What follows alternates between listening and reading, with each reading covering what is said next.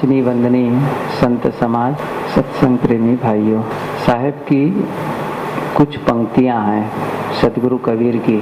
बहुत सरल है लेकिन वो इतनी चोटदार है, मानो हम साधकों एवं साधिकाओं को वो चपत लगाते हैं, झकझोरते हैं। जैसे कोई सोए हुए आदमी को उठाना चाहे तो धीरे से आवाज दे तो उठा नहीं, वो थोड़ा और जोर लगाया फिर भी नहीं उठा, तो उठाते उठाते जब थक गया तो जाकर कोई जैसे कोई पकड़ के उसे झकझोरता है, हिलाता है जोर से, उठो जल्दी से, सोए हो जब से, और उसे एकदम से खड़ा कर देता है। ऐसे ही सदगुरु हैं, वे बहुत प्रेम से भी अपनी बातें कहते हैं और कई बार जोर से झकझोरते हैं और चपत लगाते हैं। इन पंक्तियों में इसी प्रकार की बात है। करत विचार जन्म गौ खीसे ईतन रहत असाधा, जान बुझ जो कपट करत है तेहियस मंद न कोई, कहाँ कबीर तेहि मूढ़ को भला कौन विधि होई। जान करत विचार जन्म गौ खीसे, खीसे का मतलब है खिसक जाना, सरक जाना। क्या सरक जाना? जन्म गौ खीसे, खिसक गया। कैसे खिसक गया? करत विचार, विचार करते करते। कौन सा विचार करते करते? मैं कल्याण का काम करूंगा, मैं ध्यान चिंतन करूंगा, मैं संयम करूंगा, भजन करूंगा, अपने मनोविकारों को छोड़ूंगा और मन को पूरा शांत करूंगा। ऐसा विचार करते करते जीवन बीत गया। ईतन रहत असाधा, यह तन, यह शरीर, यह जीवन असाध। साध का मतलब है इच्छा, उसकी इच्छा पूरी नहीं हुई। करत विचार जन्म गौ खीसे ईतन रहत असाधा, जान बुझ जो कपट करत है। अब साहब कहते हैं जो न जानता हो उनकी बात अलग है, लेकिन जो जान बुझ करके कपट कर रहा है, धोखा दे रहा है, कुटिलता का व्यवहार कह रहा है, उसके समान मूर्ख कौन होगा और उसका कल्याण कैसे होगा? ये उनके लिए है जो कुछ ज्ञान के संबंध में जानकारी रखता है। हम सब जितने लोग बैठे हैं, हम लोगों में सब लोग ये जानते हैं कि क्या करना है और क्या नहीं करना है। ऐसा नहीं है कि हम नहीं जानते हैं, और ये हमारी कमजोरी नहीं है कि क्या गलत है इसे हम नहीं जानते, जानते हैं, अच्छी तरह जानते हैं कि यह गलत है, इसे नहीं करना चाहिए। लेकिन हमारी गलती कहाँ होती है, हमारी कमजोरी कहाँ होती है? जो गलत है उसे जानकर भी करते हैं, यह सबसे बड़ी कमजोरी हमारी है।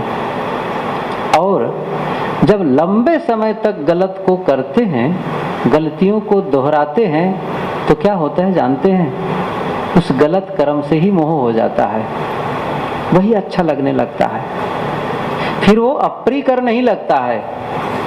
यह जानते हैं कि यह गलत है और फिर भी करते हैं, और करते करते इतना लंबा समय बीत जाता है, तब नहीं लगता कि हम गलत कर रहे हैं, तो गलत के प्रति ही मोह हो जाता है। ये सबसे भयंकर नुकसानदेह हमारे लिए है। मैंने सुना, पढ़ा है कि चीन में एक नए राजा की नियुक्ति हुई। तो राजा बना, जब उसको सिंहासन पर बैठाया गया, राज्य आरूढ़ हुए, तो उन्होंने एक बात कही कि यहाँ के जितने कैदी हैं, कम से कम जो बहुत पुराने हैं, जो तन्हा जेल में हैं, उन कैदियों को मुक्त कर दिया जाए आज मेरे राजा बनने के अवसर पर। ठीक है, अब राजा ही आदेश करे तो मानना ही है। तो वहाँ ऐसे ऐसे कैदी थे जो 20 साल 25 साल से रहते थे, अंधियारे कोठरी में भी रहते थे, आजीवन कारावास लंबे समय तक रहते थे। कहा कि सबको मुक्त कर दिया जाए, मुक्त कर दिया गया। कहा कि तुम मुक्त हो, चले जाओ यहाँ से, कहीं भी जा सकते हो, कहीं भी आ सकते हो। तो अंधेरे में रहते रहते उन कैदियों को ऐसा अभ्यास हो गया था, बाहर देखा तो जैसे उनकी आंखें मीचने लगी, बड़ा अनकंफर्टेबल महसूस किया वो लोगों ने। तो लंबे समय तक वो रहे और बाहर की स्वतंत्रता को सह नहीं पाए, बाहर के प्रकाश को वो सह नहीं पाए, और जो जेलर थे उनसे जाकर के फिर से निवेदन किया, और उनके निवेदन को मानने के बाद उन्हें फिर से जेल में रखा गया। बड़ा अद्भुत रहा। कहा मैं बिल्कुल अंदर ही रहूंगा, बाहर जा ही नहीं सकता, मैं मर जाऊंगा, मैं परेशान हो जाऊंगा, मुझे अंदर अच्छा लगता है। उनके बहुत कहने पर फिर से उसको जेल में डाल दिया गया। हम लोग कहेंगे वो कैसा आदमी है, और बिल्कुल सच्ची घटना है, ये एकदम सच्चाई है, ऐसा होता है। जेल में रहते रहते, अर्थात गलत कर्मों को करते करते गलत से भी हमें इतनी प्रीति हो जाती है कि तब हम उसे छोड़ना नहीं चाहते। ये बड़ा अद्भुत है।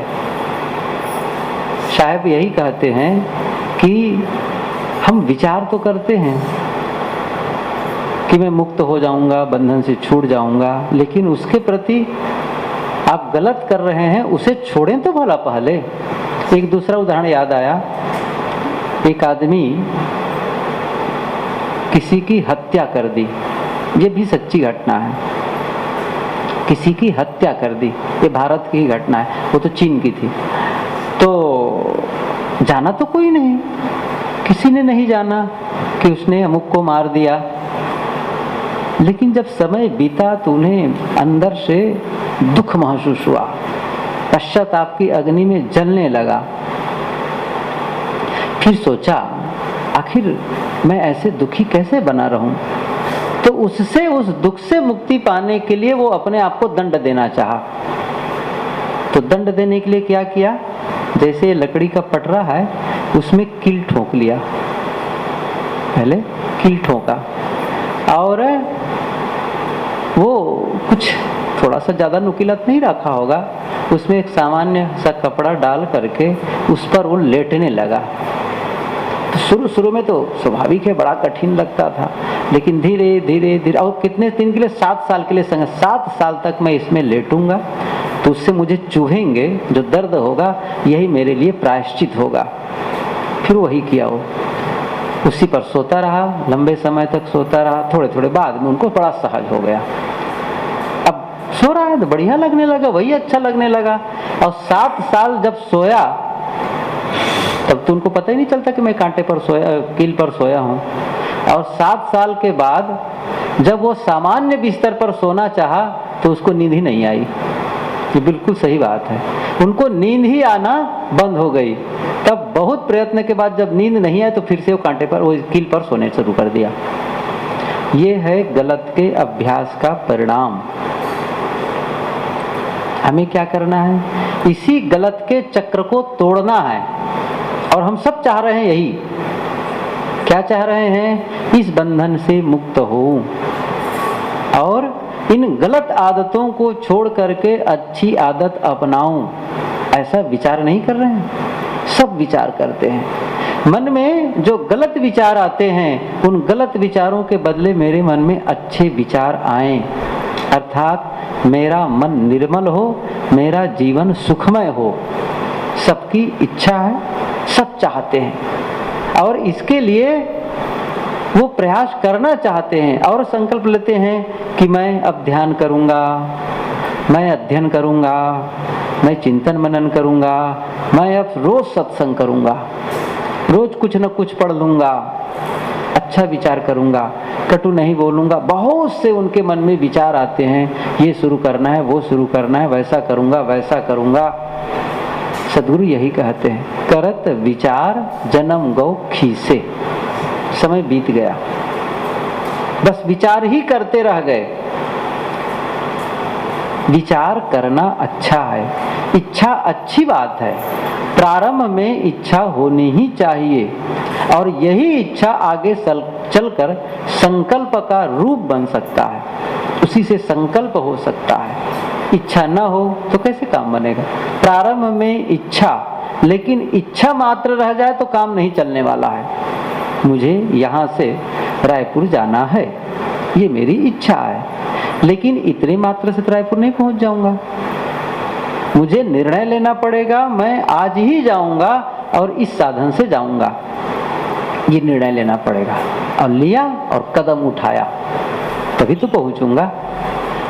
दूरी कितनी है यह महत्वपूर्ण नहीं है, महत्वपूर्ण है पहला कदम।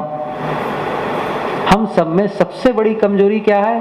हम प्रथम कदम ही नहीं उठाते हैं, शुरुआत ही नहीं करते हैं किसी काम की, और ये समझते हैं कि हमारा काम पूरा हो जाएगा। ये कैसे होगा? हम शुरू करेंगे तभी तो अंत में पहुंचेंगे, कदम निकालेंगे तभी तो मंजिल में पहुंचेंगे। कदम ही नहीं उठा रहे हैं, कोई काम का आरंभ ही नहीं कर रहे हैं। ये विचार करने मात्र से काम नहीं चलेगा। हम विचार करते रह जाएं साधना के लिए, संयम के लिए, तो फिर पूर्ण नहीं होगा।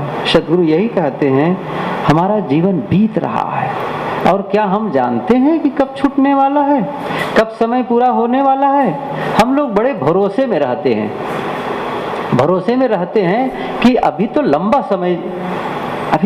समय जीना है, कोई ठिकाना है।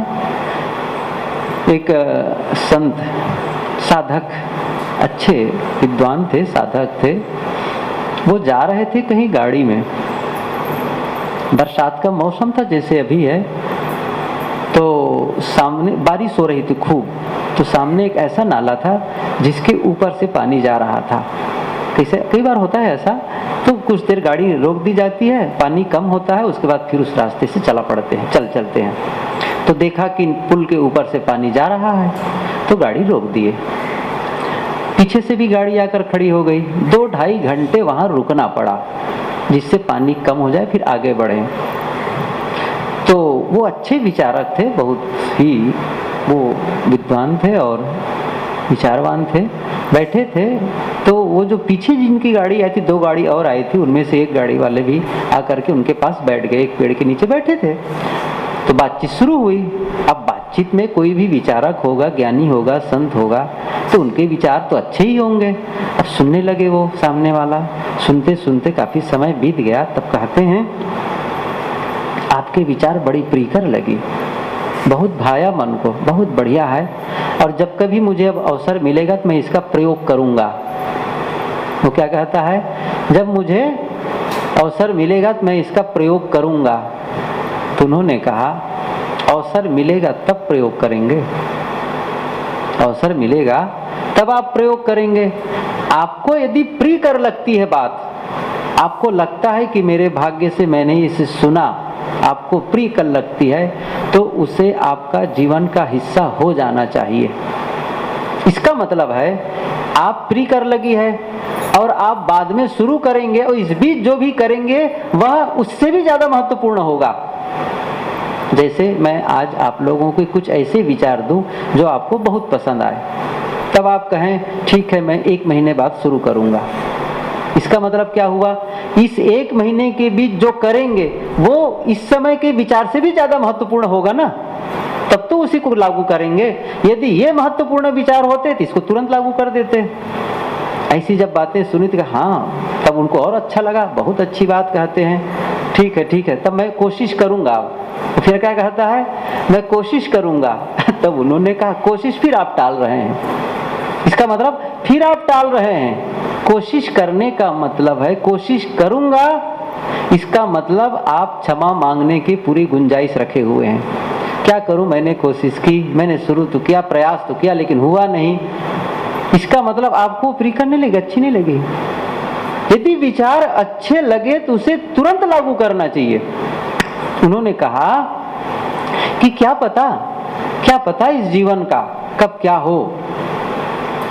क्या हम कल सुबह देख सकते हैं? क्या कल हम सुबह देख सकते हैं? आज की रात बीतेगी, बहुत लोग, सब लोग सोएंगे, लेकिन हम में से बहुत लोग हो सकते हैं जो सुबह नहीं देख पाएंगे, अगले दिन को नहीं देखेंगे और रात में ही मर जाएंगे। उनमें से हमारी भी संख्या हो सकती है। कौन ठिकाना है कब किसको रहना है। कल हम आज को देखते हैं, रात में सोते हैं और दूसरे दिन हम नहीं देख सकते, और एक दिन तो उसको आना है।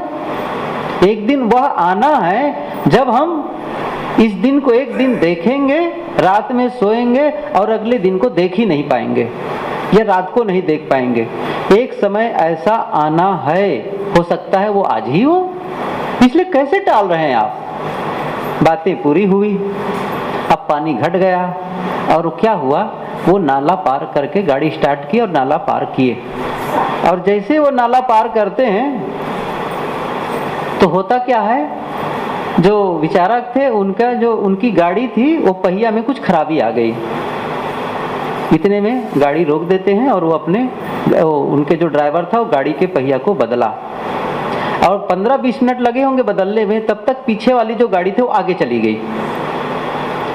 और 15-20 मिनट के बाद जब ये फिर से चलते हैं और ज्यादा 2-3 मील चले होंगे तो देखते क्या है, उस गाड़ी में 3 लोग सवार थे, तीनों समाप्त थे। क्या थे? तीनों समाप्त थे, एक जगह टकराए थे और तीनों के तीनों वहीं धराशायी हो गए थे, तीनों मर गए थे। ड्राइवर ने देखा ये तो बड़ी अनहोनी बात हो गई, मैं आप लोगों के साथ बैठा था, आप लोगों की बातें ज्यादा नहीं समझ पाता, लेकिन मैं जरूर समझता था कि शरीर अचानक छूट सकता है, कल कौन देखता है। और देखो ना, ये तो गए इस दुनिया से, तीनों के तीनों समाप्त हो गए। तो विचारक ने कहा अब कैसे पूछा जाए इनसे कि कब करोगे काम, अच्छा काम, कोई ठिकाना है। साहब कहते हैं करत विचार जन्म गो खीसे। हम विचार कर रहे हैं, अच्छा काम करने का विचार कर रहे हैं, कल्याण साधना को प्रारंभ करने का हम विचार कर रहे हैं, अब करूंगा अब करूंगा। ऐसा करते करते हमारे जीवन के दिन बीतते चले गए। एक संत गाते हैं, दिन नीके बीते जाते हैं, दिन नीके बीते जाते हैं। हमारे नीक दिन, अच्छे दिन बीतते चले जाते हैं और सुख के दिन बहुत जल्दी जल्दी बीतते हैं। सुख के दिन जल्दी बीतते हैं, दुख के दिन तो जल्दी नहीं बीतते हैं। यदि आप अस्पताल में भर्ती हो तो आपको पता है लगेगा 2 दिन का रहना मानो 2 साल रहना है, बड़ा कठिन है। कहीं दर्द हो, दांत में दर्द हो, पैर में दर्द हो, कुछ हो तो लगेगा समय कटता ही नहीं, बड़ा कठिन है। और सुख के दिन ऐसा लगता है अब भी तो संडे आया था, फिर संडे आ गया, बहुत जल्दी जल्दी बीतता है सुख के दिन।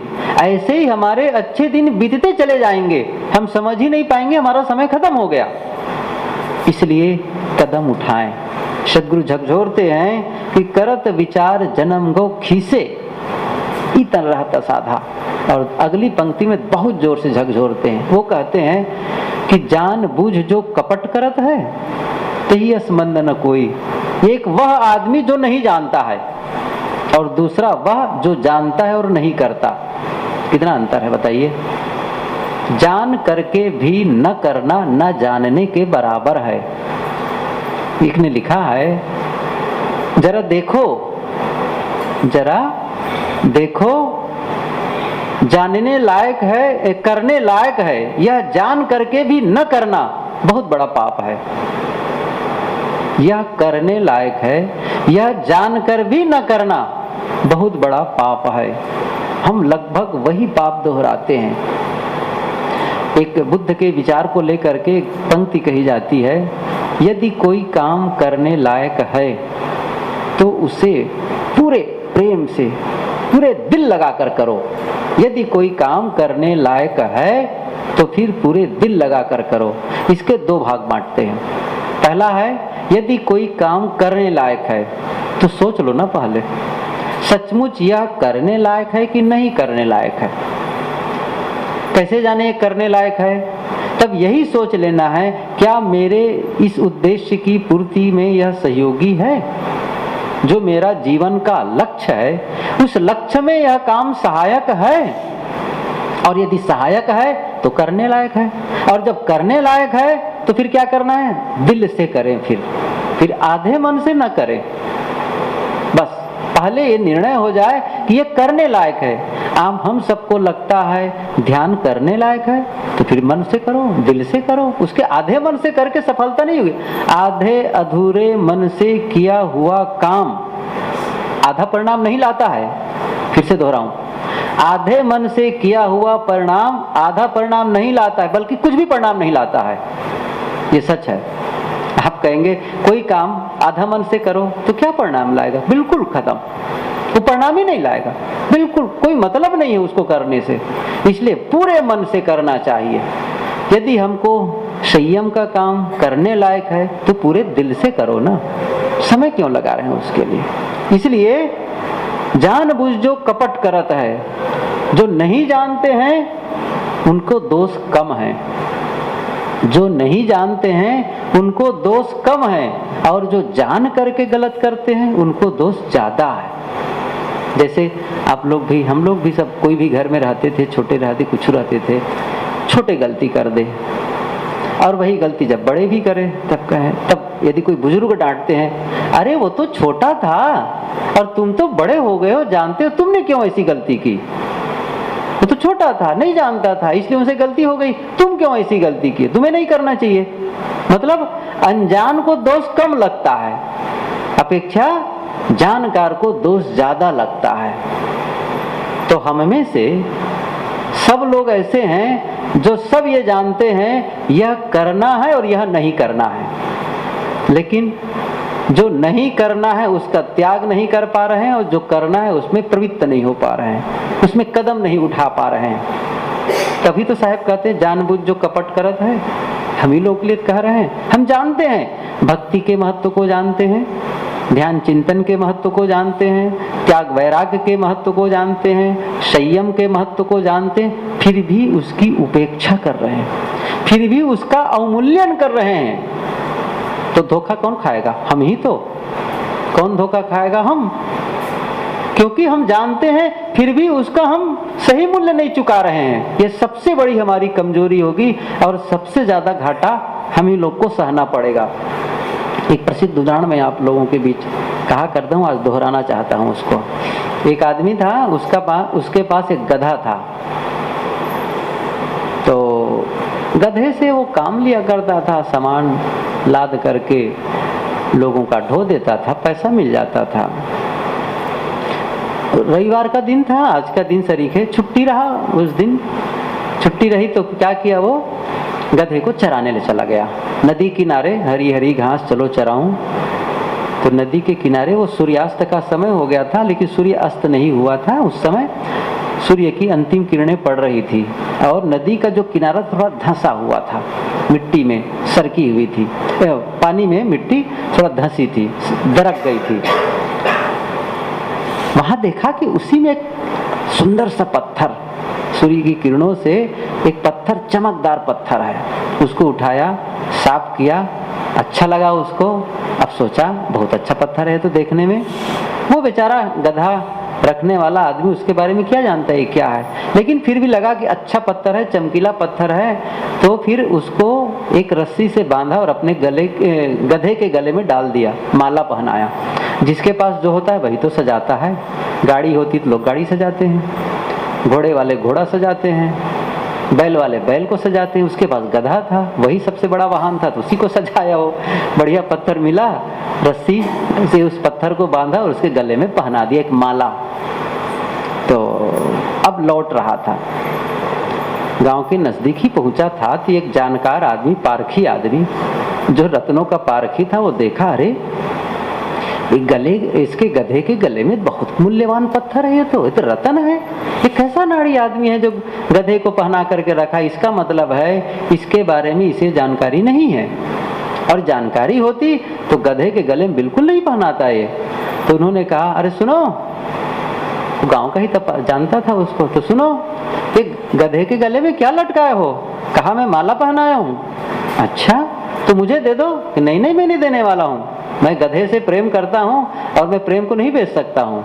अच्छा, तो फिर सोचा कुछ लालच दें, तो 10 रुपये ले लो। नहीं मैं नहीं बेचने वाला हूँ, आज मूड में था। तो कहा अच्छा कि 100 रुपया ले लो। नहीं मैं नहीं बेचने वाला हूँ। 100 रुपया वैसे कई दिन में कमाता था, लेकिन आज उसका पता नहीं क्या मूड था, नहीं बेचने वाला हूँ। चला गया और सोचा कि बेचेगा कैसे, नहीं कुछ और रुपये दे दूंगा, थोड़ा टहल के आऊंगा, घर में जाऊंगा, कुछ पैसे दे के ले ही लूंगा। और वो पारखी चला गया। और गधा वाला क्या किया, अब धीरे धीरे घर की ओर बढ़ा, और घर के पहले ही, जैसे घर में घुसने वाला था, पहले ही एक दूसरा जौहरी मिल गया, दूसरा जानकार, रत्नों का पारखी। वो देखा कि गधे के गले में बढ़िया रत्न है, मूल्यवान हीरा लटक रहा है। उन्होंने कहा सुनो भाई, सुनो सुनो, ये गधे के गले में जो पत्थर टांगे ना मुझे दे दो। कि नहीं मैं नहीं दूंगा। उन्होंने कहा दे दो। नहीं, उन्होंने चुपके से 1000 रुपये निकाला जेब से, सीधा भाव नहीं किया, सीधा 1000 निकाला और कहा ये ले लो। 1000 तो बेचारा पता नहीं कितने महीने में कमाता था, और जैसे 1000 पाया कहा ठीक है ले लो, और उसको वो पत्थर दे दिया। अब दे दिया, वो तो चला गया पत्थर लेकर। अब रात हो गई, करीब 8-8 बज गए थे, तो पहला वाला जौहरी आया घूम करके उनके घर में, चलो उस पत्थर को लेना है। उन्होंने कहा अरे सुनो, वो पत्थर दे दो जो गधे के गले में लटकाए हो। तो क्या कहता, वो तो बिक गया। और जैसे ही सुना बिक गया, तो मानो उसके पैर के नीचे की धरती सरक गई। उन्होंने कहा बिक गया, कहाँ बिक गया, कितने में बिका? वो तो एकदम परेशान हो गया, कैसे बिक गया, कितने में बिका? उन्होंने कहा 1000 रुपया में। ओफ, तुम ठगा गए, तुम महामूर्ख हो, तुम तो पूरा ठगा गए, लूट गए, वो तो लाखों की कीमत थी उसकी, तुम महामूर्ख हो, तुम ठगा गए।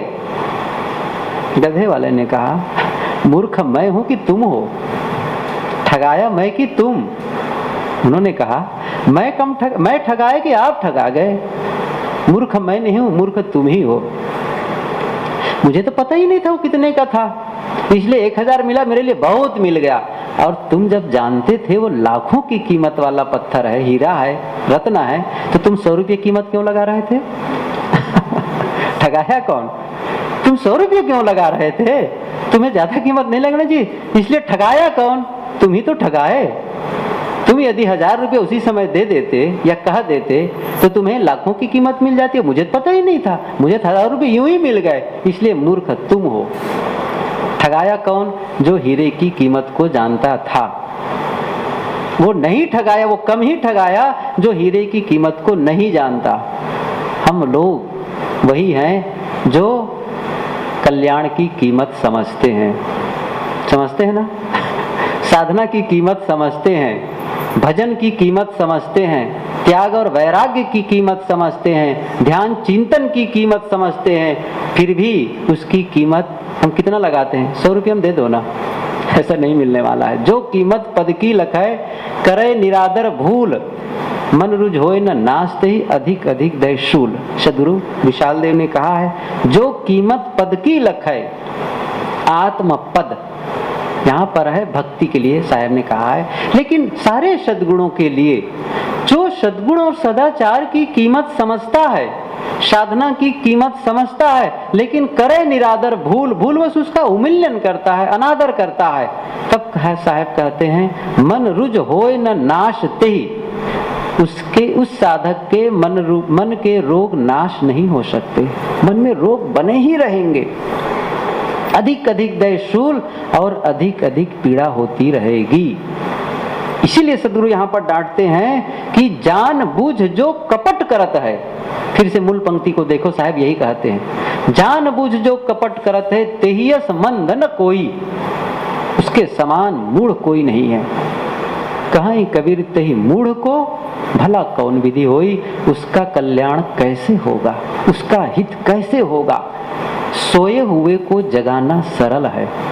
जैसे कोई आदमी गहरी नींद में हो, थोड़ी सी पुकार करो जाग जाएगा, और जो जाग रहा है और सोने का नाटक कर रहा है, जरा उसे जगा करके देखो, पहले तो उठेगा ही नहीं, और उठ भी जाएगा ना तो सबसे पहले वो ऐसा नाराज होगा, वो ऐसा नाराज होगा, आप लोग भी पता होगा, सबको पता है ये सब, कि बहुत नाराज होता है। क्यों? वो तो नाटक ही कर रहा था, ऐसा थोड़ी कि नहीं सुन रहा था। ये सबसे बड़ी कठिनाई हम लोग के लिए यही है, हम सब जानबूझ के सो रहे हैं, जानते हैं ये काम करना चाहिए, फिर भी नहीं करते हैं। इसलिए सबसे ज्यादा धोखा हम लोग खा रहे हैं, भयंकर नुकसान हम लोग अपना कर रहे हैं। इसलिए हम सब यह काम शीघ्रता से प्रारंभ करें। यदि साधना आवश्यक है जीवन में तो कदम उठा ही दें। बिल्कुल ध्यान आवश्यक है तो उसको निरंतर प्रारंभ भी कर दें। कोई भी काम आपको लगता है मेरे जीवन को सुखमय बनाने के लिए, मन को शीतल करने के लिए यह आवश्यक है, तो हमारा सबसे पहला काम है उसके लिए कदम उठा दें। उसको हम पीछे न टाल मटोली न करें। हम लोग टालते जाते हैं, अब शुरू करूंगा, अब हो जाएगा, फिर अगले साल, फिर अगले साल। ऐसा करते करते साहब कहते जन्म सरक गया, वो जीवन समय सरक रहा है, दिन बीत रहे हैं। आरंभ कर दें और जीवन का शोधन प्रारंभ कर दें, तभी हमारा काम पूरा होगा। क्योंकि जन्म जन्म का काम जो अधूरा है उसे पूरा करना है। इसलिए समय खराब न होने दें, इसका पूरा ध्यान रखा जाए। सदगुरु की ये पंक्तियां मैं आप लोगों के बीच कही, फिर से याद करें। ये पंक्ति बेहद महत्वपूर्ण है। मानो हम लोगों को ये ढकेलना चाहते हैं कि चलो तुम, जैसे हम लोगों को जैसे कोई धक्का लगा रहे हैं कि करो, कुछ आगे बढ़ो। करत विचार जन्म गो खीसे। करत विचार, जो विचार कर रहा है कल्याण के लिए लेकिन काम शुरू नहीं कर रहा है। अच्छा है, भावना अच्छी है, बात बिल्कुल सही है, लेकिन इतने मात्र से काम नहीं होने वाला है। एक सामान्य सदाचार आ जाए, इतने मात्र से थोड़ी काम चल जाएगा। हम सुनते हैं सदगुरु संतों से हमें ज्ञान हो जाता है, सत्संग से सदग्रंथ पढ़ते हैं ज्ञान हो जाता है और सामान्य सदाचार आ भी जाता है, ये भी सच है। हमारे जीवन में कुछ संयम भी आ जाते हैं, हम गलत नहीं करते हैं, चोरी नहीं करते, हिंसा नहीं करते, कोई गलत काम नहीं करते और किसी के साथ छल कपट नहीं करते, अपनी हक कमाई करते, सब बात ठीक है, कोई व्यसन नहीं हमारे जीवन में है, तो इससे सामान्य सदाचार हमारे जीवन में आ भी जाता है। लेकिन इतने मात्र से काम नहीं चलेगा, अभी और ऊंचाई उठनी है, अभी और ऊंचाई में जाना है। ये आपने केवल फाउंडेशन तैयार किया, जैसे कोई नींव खोद करके नींव भर दे, फाउंडेशन बना दे, उसके बाद चुप हो जाए और कहे कि मेरा घर बन गया, मेरा घर बन गया। ऐसा नहीं चलने वाला है। फाउंडेशन बनाने के बाद में अब हर ईंट जोड़ करके दीवार खड़ी करनी है और छत बनानी है, और ये काम नहीं करेंगे तो काम नहीं चलने वाला। ये जो सदाचार है, सामान्य सदाचार एक प्रकार से नींव है, अब महल बनाना है। साधना करके हमें महल बनाने की आवश्यकता है और पूरी आत्म स्थिति की छत ढालनी है, तभी शीतल छाया मिलने वाली है।